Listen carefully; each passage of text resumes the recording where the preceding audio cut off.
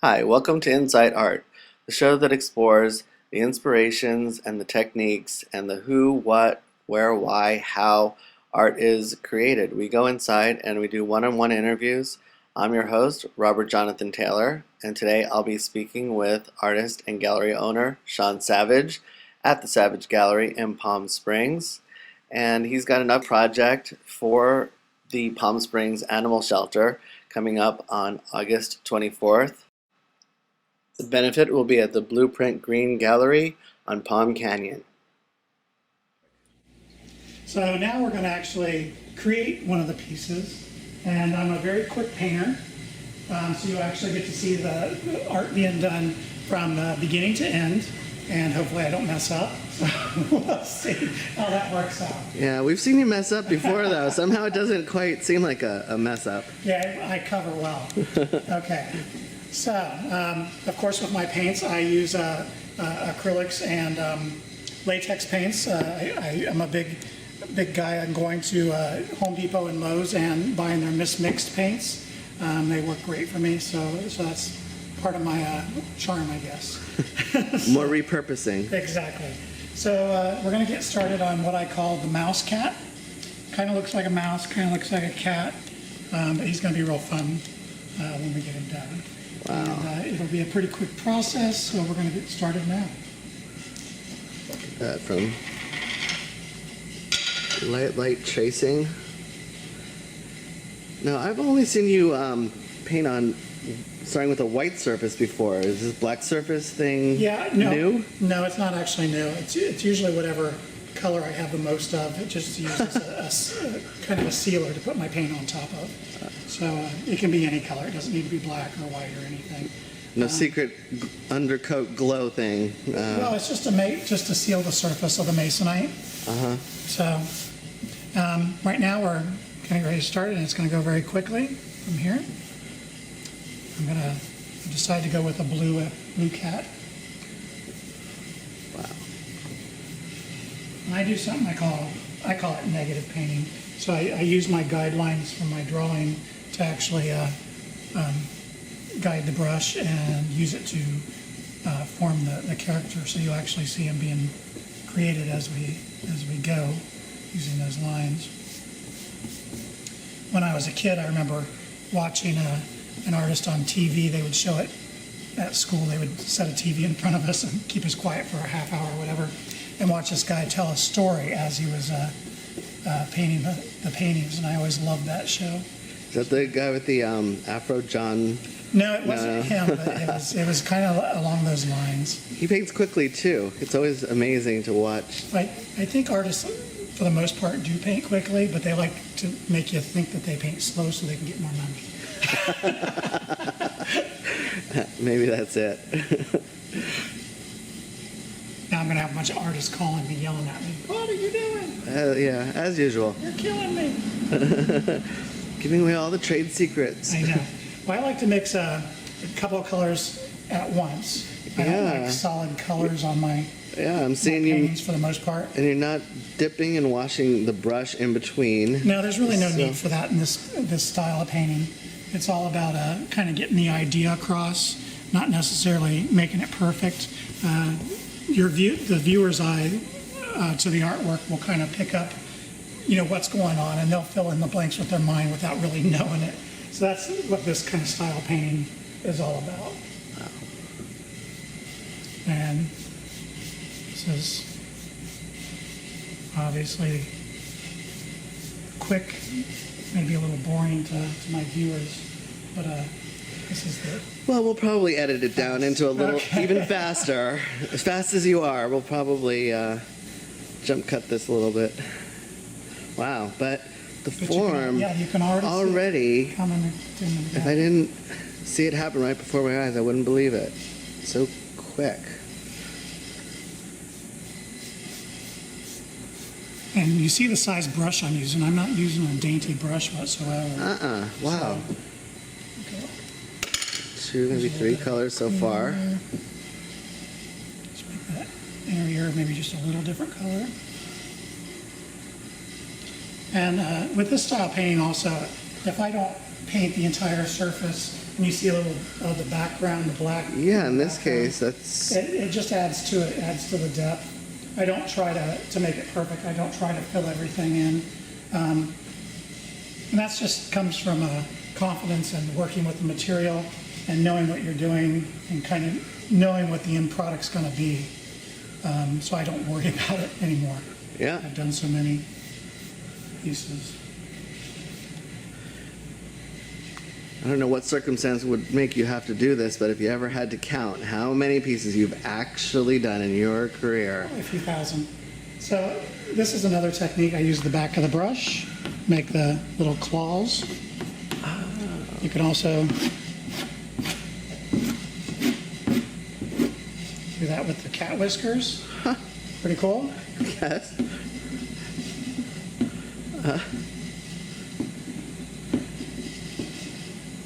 Yeah, so Yeah, you're and drawing, you're painting, you're etching, you're doing a little bit of everything when you do this style work. All right, so I'm going to do the eyes now. I noticed in your style of painting too, symmetry isn't a huge part of it either, so... No, they are largely, even though this is something you can tell what it is, it's still an abstract painting. Yeah, I mean, I see balance and, what's the word for it? Correspondence, almost. The shapes Yeah. correspond with each other, and they're proportionate correctly, almost, but yet not symmetrical. Yeah, this is a... These are fun paintings to do. These are, they're not technical. A lot of artists are very technical, and and I commend them for that, and that's wonderful. I just don't have the patience to do that kind of work. Well, So this is I'm more- privileged to this is have more seen a me. lot of your work, and some of it is definitely, don't you go through phases? I mean, I do go through phases, and I do different styles, but none of my work is particularly technical. It's all pretty loose.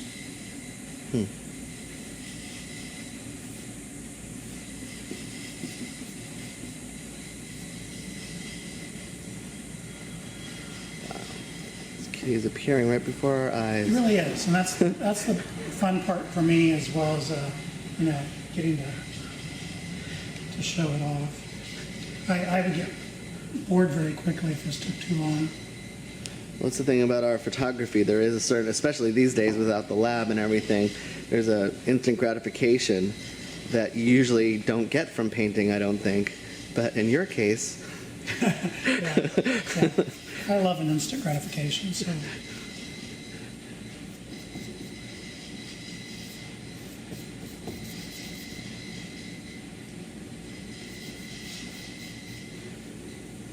He's kind of wearing a little cardigan here. Because, pets wear clothes. Yeah, these days they do. So we always kind of want to humanize our pets anyway, so... Yeah, I don't know if you're doing t-shirts, but maybe you should do t-shirts Yeah. of the pets for the pets. That's a cute idea. An original from R.J. Taylor. You heard it here.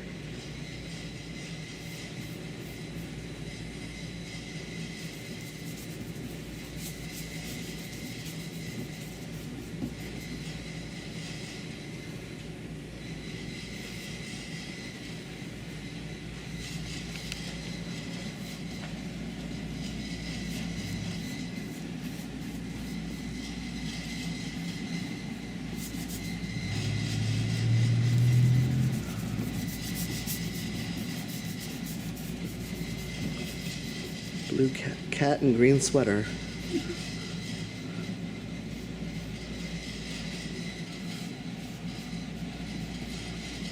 Has little arms and everything. Oh, these were his little back feet here. Finding the oranges and the greens and stuff is always a Yes, the challenge. oranges and the greens. That's what's popular out here. Usually in combination with each other for some odd reason. Wonder who thought that up.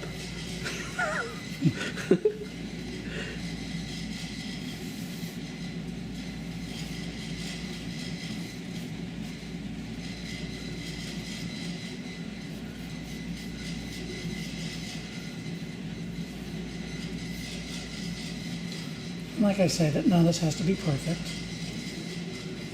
Oh, there's the button. And I think we'll do a little white tuft here. White tuft. Of course, since I don't clean out my brush, it takes on a shade of whatever color I've used before. Amazing how that matches his outfit. Just though it's a different color. It's like, yeah, that works out. I think I'm going to do is take on a shadow appearance when I get to that point. I see. Give it a lot of depth. And the eyes. So let's do those eyes in that green. Oh, blue, obviously. Wow.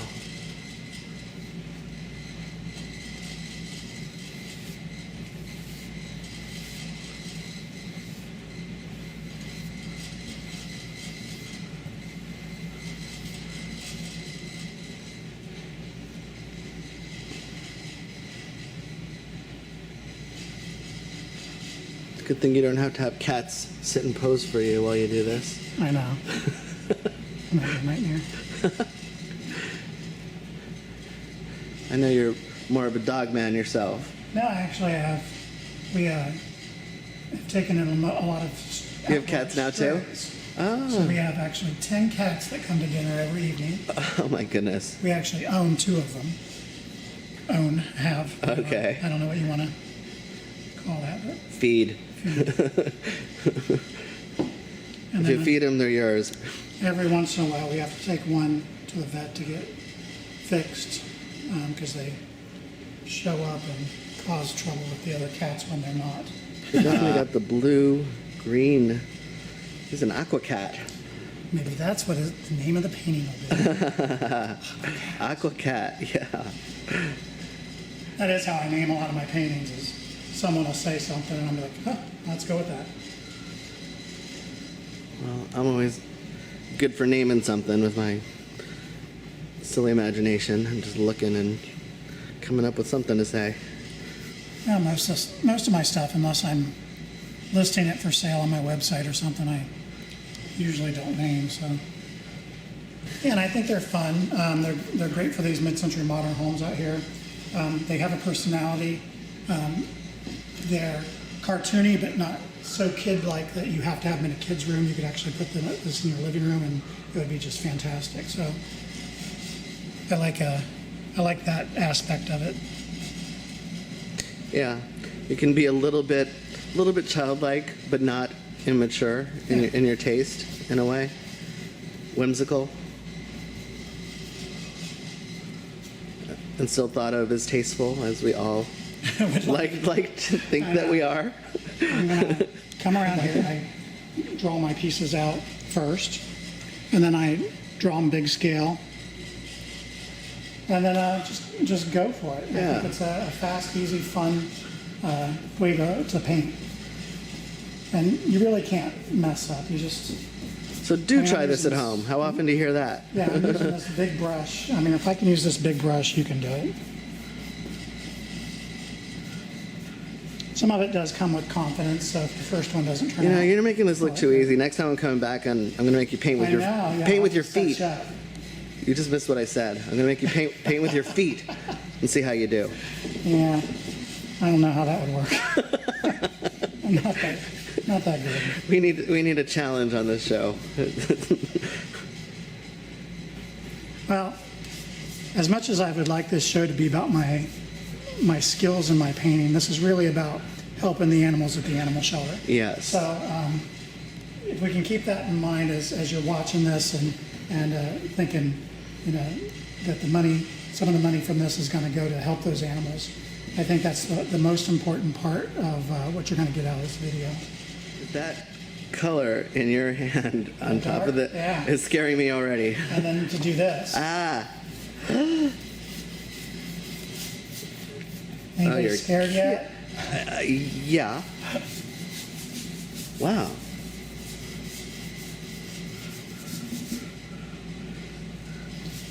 And he's still going to be Aqua Cat when you're... He'll still be Aqua Cat.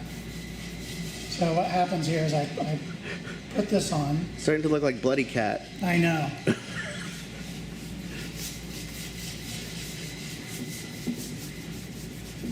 this on. Pottery.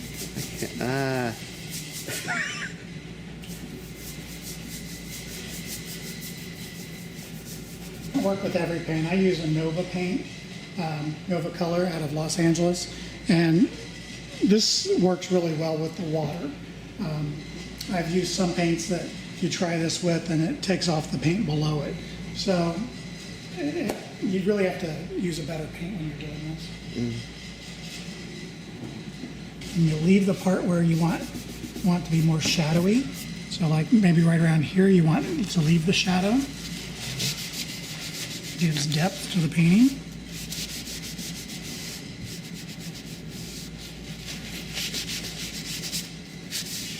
I was at a second-hand store the other day, and I haven't posted this on Facebook yet, but someone had copied a couple of my paintings from years ago, from like paintings I'd done like 10 years ago. They'd obviously seen them on the internet, and they wanted to recreate them.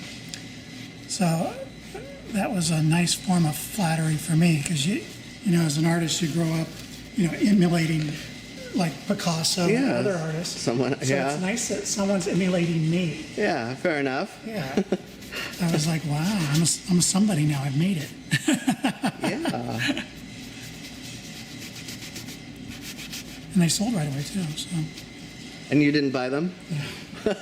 No, I did them once. I don't want to buy them from somebody else. I suspect they weren't as good as the master. You know, one of them I actually thought might have been better than what I had done it. Huh. So I think they did a good job. So someone did try it at home. Yeah, someone tried it at home. Yay, we saved the bloody cat.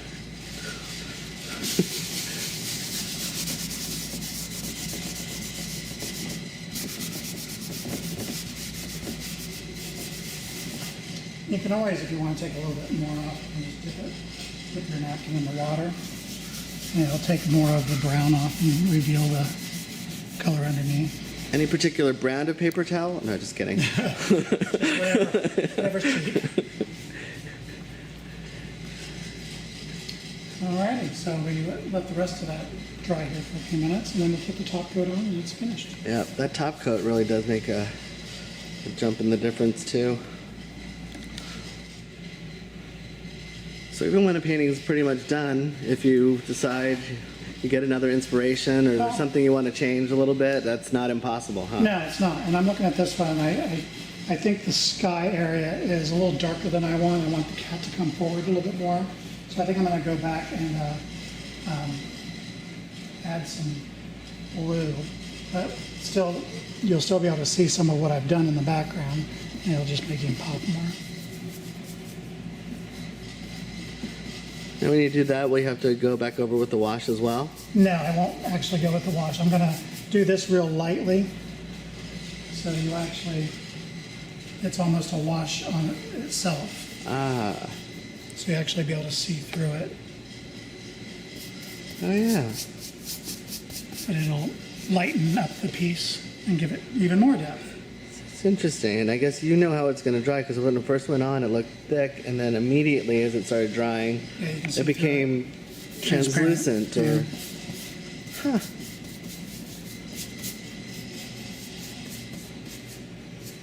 And suddenly we have blue skies. This again just comes with knowing what paint does, and usually use your finger when you mess up, and knowing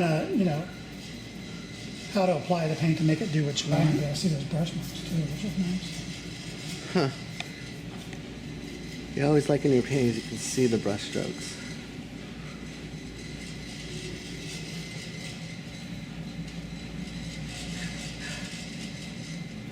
Clean that off there. Perfect. Okay, so now we'll let that dry, and I think it's be ready for the last coat.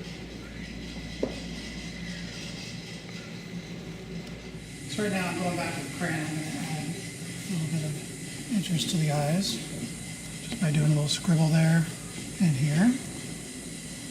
And then we're ready to add the final coat, which is polyurethane. This is just a top coat. It actually seals it. It also brings the colors forward. It makes it real nice. You'll see the blacks immediately jump. Yeah, I remember another time I was able to catch how the change. I hope my lighting is good enough to capture that again.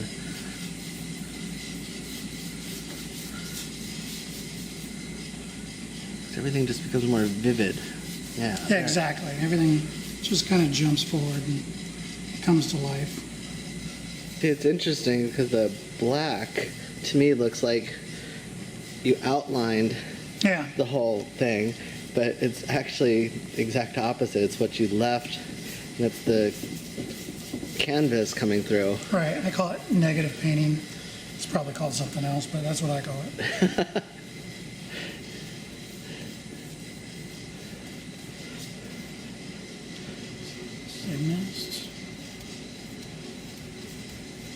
And usually I'll go back and put a second coat over it just in case I missed any spots or anything.